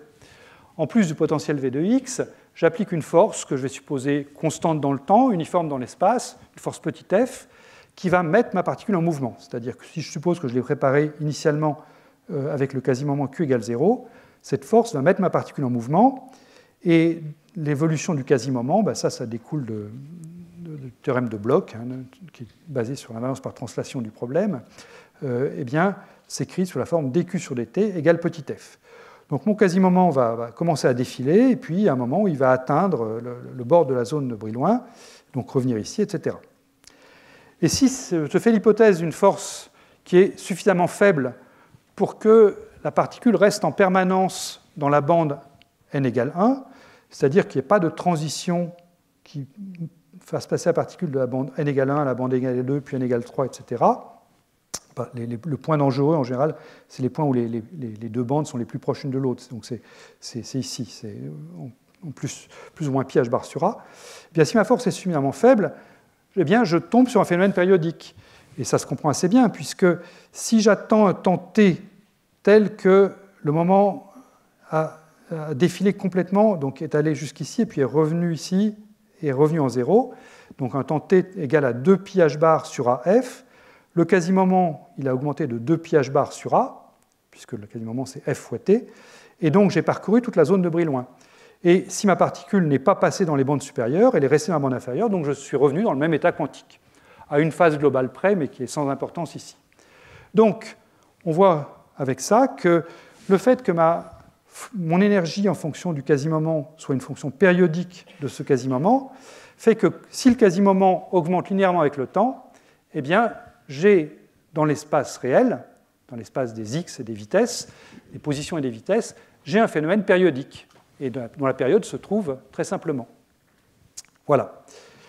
Eh bien, maintenant, vous comprenez pourquoi est-ce que je vais avoir des oscillations de blocs avec les structures magnétiques. Parce que mon énergie a le bon goût d'être également une fonction périodique de l'impulsion. Donc, l'expérience à faire, c'est la suivante. On prend notre soliton magnétique, on applique une force sur une partie du système. En l'occurrence, on va appliquer une force sur les particules de type 2, ici. Et je vais supposer que cette force est suffisamment faible pour ne pas casser le soliton. Pour les oscillations de blocs traditionnelles, je vous dis qu'il faut qu'elle soit faible pour ne pas changer de bande. Là, il n'y a pas de bande, mais en revanche, il ne s'agit pas d'appliquer une force qui va accélérer très vite, avec une très forte accélération, les particules de type 2, en laissant le trou des particules 1 sur place. Là, évidemment, ce ne sera pas très intéressant, j'aurai cassé mon soliton. Donc ce qu'il faut, c'est garder son intégrité au soliton. En pratique, ce que ça veut dire, c'est que le travail de la force sur l'extension du soliton, c'est-à-dire une énergie, doit être petite devant toutes les énergies caractéristiques du problème.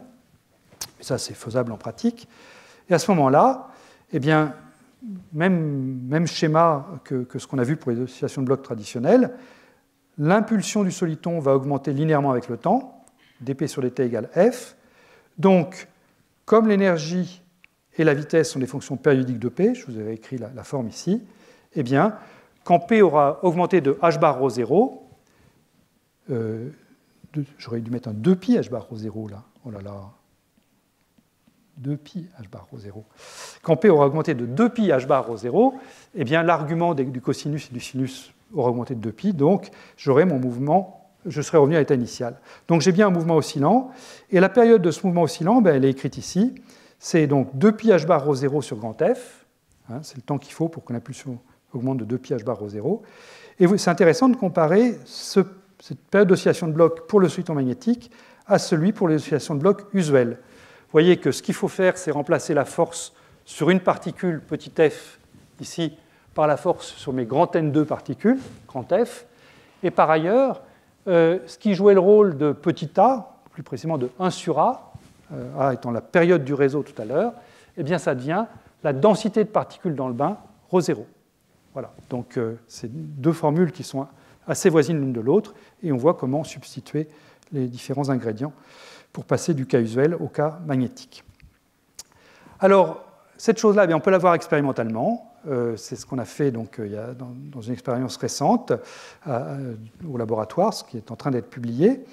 Donc, je vous ai expliqué comment est-ce qu'on fabriquait un soliton magnétique au repos, tout à l'heure, avec ce transfert sélectif d'atomes du sous-niveau Zeeman m égale -1 vers le sous-niveau Zeeman m égale +1. Et ensuite, on va appliquer une force sur les atomes m égale +1. Plus précisément, on va appliquer une force différentielle, c'est-à-dire que les atomes +1 et les atomes -1 ne verront pas la même force, en mettant un gradient de champ magnétique. La réponse des +1 et des -1 est opposée, donc on applique une force différentielle qui va permettre de mettre le soliton en mouvement par rapport au bain, enfin l'espèce rouge en mouvement par rapport au bain. Et l'expérience, elle confirme ce qu'on attend, c'est-à-dire qu'effectivement, cette petite pastille rouge ici oscille dans le temps. Ici, je vous ai mis son mouvement delta x compté en micro en fonction du temps. Donc là, vous avez le temps en secondes, ça c'est 200 millisecondes, 400 millisecondes. L'extension du mouvement, c'est quelques micromètres, 4-5 micromètres. C'est très petit devant la longueur du segment qui valait 60 microns. Donc le fait que ça oscille, ce n'est pas parce que le soliton va toucher les bords et rebondit sur le bord. C'est vraiment un mouvement local au voisinage du centre du segment. La période qu'on trouve, elle est en bon accord avec la prédiction que j'ai écrite à la diapositive précédente. Et puis, si on se demande donc quel est le mouvement du soliton, eh bien, le mouvement du soliton, donc, je vous ai dit, je suis dans une situation où N2 est fixé. Donc, dans ce plan V et oméga, il faut que je reste sur mon ellipse là. Et plus précisément, si vous analysez ce qui se passe quand l'impulsion croît linéairement avec le temps, ce que vous trouvez, c'est que le mouvement du soliton consiste à parcourir, pour une force positive, l'ellipse dans ce sens direct, sens trigonométrique. Donc en particulier, je pars du point A, c'est celui que on savait préparer tout à l'heure. Donc je rappelle, la solution A, c'était une solution de faible déplétion avec une phase du bain uniforme. Eh bien, au bout d'une demi-période, donc le soliton commence par être accéléré, puis ensuite sa vitesse diminue, et puis il redevient au repos. Donc là, c'est le premier point tournant. C'est ce qui se produit après 100 millisecondes. Et à ce stade-là, je dois être arrivé au point B. Et puis ensuite, au bout de 200 millisecondes, je suis revenu au point A, etc. Mais le point B, je vous rappelle que lui, c'est une solution différente de A. C'est une solution où le bain est une déplétion totale, déplétion totale, et un saut de phase de pi entre la gauche et la droite. Donc ça, on s'est demandé si on pouvait le voir. Et pour le voir, eh bien, on a fait l'expérience qui est représentée ici. On a réalisé en fait un double segment. Le segment de droite, on a bien mis un soliton. Donc on a fait basculer quelques atomes de l'état, enfin quelques centaines d'atomes de l'état -1 vers l'état +1. Le segment de gauche, en revanche, on a laissé le bain tel quel. Donc le segment de gauche, lui, il a une phase uniforme. Le segment de droite, il a cette phase qui peut varier quand le soliton bouge, comme ça. Et on va mesurer la phase du segment de droite en faisant une expérience d'interférence entre les deux segments. C'est-à-dire qu'on va relâcher le confinement des deux segments, les laisser se recouvrir, et on va mesurer l'interférence entre les deux. Le segment de gauche servant de référence de phase. Donc à l'instant t égale 0, on trouve des franges qui sont bien droites. Donc des franges bien droites, ça nous dit que la phase du bain est effectivement uniforme, c'est ce qu'on attend pour la solution de type A. Mais après une demi-période, c'est-à-dire quand on est arrivé au point B, vous voyez effectivement des franges d'interférence qui, au niveau du soliton, présentent une dislocation. Entre le dessus et le dessous, les franges se décalent d'un demi-interfrange. Et ça correspond au saut de phase du bain de pi, qui est ce qu'on attend pour cette solution de type B. Puis après une période entière, donc quand on est revenu ici, eh bien, on retrouve des lignes droites et 3 demi-périodes. Donc on est là et on retrouve de nouveau un saut de phase de pi. Donc les choses sont bien sous contrôle. Voilà. Donc la dernière chose que j'aimerais discuter, c'est la période d'oscillation du soliton. Donc je vous l'ai réécrite ici, hein, vous l'avez vu tout à l'heure, 2pi h bar ρ0 sur grand F. Et j'aimerais faire juste 2 commentaires à propos de cette période. La première, c'est que ce qui intervient ici, c'est grand F. Hein, c'est donc N2 fois la force agissant sur une particule. Donc, ce n'est pas un phénomène à une particule qu'on est en train de regarder. C'est pas, ce que je suis en train de voir, ce n'est pas la superposition indépendante du mouvement de mes N2 particules. Non, si je double le nombre de particules, je vais diviser la période par 2. Donc c'est vraiment un phénomène collectif des N2 particules qu'on regarde, ce n'est pas un phénomène de grand N2 particules indépendantes. Hein. C'est une réponse collective. La deuxième chose, c'est que la constante de Planck intervient directement là-dedans. Donc, si je mesure correctement mes densités, je mesure correctement mes forces, et ça c'est facile à faire, eh bien c'est un moyen de mesurer h-bar. Donc c'est un phénomène qui est intrinsèquement quantique, ce qu'on voit là. Donc c'est intéressant de se poser la question de qu'est-ce qui est vraiment quantique là-dedans. Alors ça, il y a plusieurs réponses possibles. Moi je vais vous donner celle que j'aime bien, qui est de dire que ce qui est quantique là-dedans, en fait, c'est le bain. Le bain unidimensionnel, en fait, il a une relation de dispersion intrinsèquement qui est périodique. Ça, c'est quelque chose qui a été compris il y a longtemps. J'ai donné dans les notes un argument qui est dû à Félix Bloch, qui date des années 70, que je trouve très élégant. Haldane aussi avait compris ça d'une manière différente un peu après.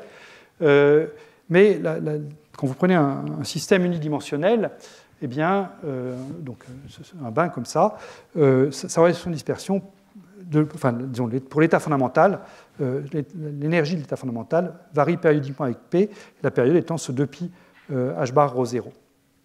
Donc finalement, ce qu'on teste avec ça, c'est le soliton est un moyen d'injecter de l'impulsion dans le système et donc de voir comment est-ce que l'énergie de l'état fondamental, admettant qu'on reste bien dans l'état fondamental, comment est-ce que l'énergie du fondamental répond à un ajout d'impulsion. Et le fait qu'on voit quelque chose de périodique, eh bien, ça prouve qu'effectivement, l'énergie du fondamental du bain est bien périodique en P. Et je termine avec une autre interprétation possible de ce même phénomène, qui est mise en avant par l'article que je citais déjà tout à l'heure de Bresolin et al., qui est une autre interprétation de ce phénomène qu'on peut voir comme un effet Josephson. C'est-à-dire que les atomes rouges, ici, on peut voir ça comme une petite barrière isolante, plongée entre deux superfluides, c'est-à-dire le bain de gauche et puis le bain de droite, ou plutôt le bain supérieur et le bain inférieur, là, avec l'orientation que j'ai prise. Et cette jonction de Josephson est mobile. Donc, ce qu'on voit là, eh c'est une sorte d'effet Josephson alternatif. Hein. On voit une oscillation de la position de la jonction qui est reliée à la différence de phase du bain. Voilà. C'est une interprétation qui est toute complètement légitime. Voilà. J'en suis arrivé à la fin de ce cours et donc de cette série de cours. Donc, je voudrais redire ce que je disais en toute introduction, hein, c'est que c'est un cours dans lequel j'ai fait des choix drastiques. La physique des solitons est une physique extrêmement riche, qui s'étale sur près de 2 siècles maintenant. Et donc, il n'était absolument pas question de couvrir toute cette physique des solitons, ni même de couvrir toute la physique des solitons vue avec les gaz d'atomes froids. Donc, j'ai fait des choix pour essayer de donner quelques coups de projecteur sur différents problèmes. Donc, ça m'a semblé important de décrire la méthode IST, l'inversion des données de diffusion. Donc, ça, on l'a fait sur le cas des solitons brillants. Ça m'a semblé intéressant de discuter l'impulsion d'un soliton. Donc, ça, c'est ce qu'on a fait la semaine dernière sur les solitons gris. Là, j'ai parlé de ces solitons magnétiques parce que je trouvais que c'était joli de parler d'énergie périodique en impulsion. Mais j'aurais pu faire beaucoup d'autres choix. Il y a eu beaucoup de travaux faits sur les solitons, les gaps solitons, les solitons qui se produisent dans des gaps. Jacqueline Dock en a dit un mot la semaine dernière. Il y a également des solitons à plus que 2 composantes, où il y a eu une physique très riche. Donc, tout ce que je peux dire, c'est vous encourager à aller lire cette très vaste littérature. Voilà, donc je vais m'arrêter ici, et je vous rappelle, donc, dans quelques minutes, le séminaire de Thierry Giamarchi, et cet après-midi, l'atelier sur la topologie. Merci beaucoup.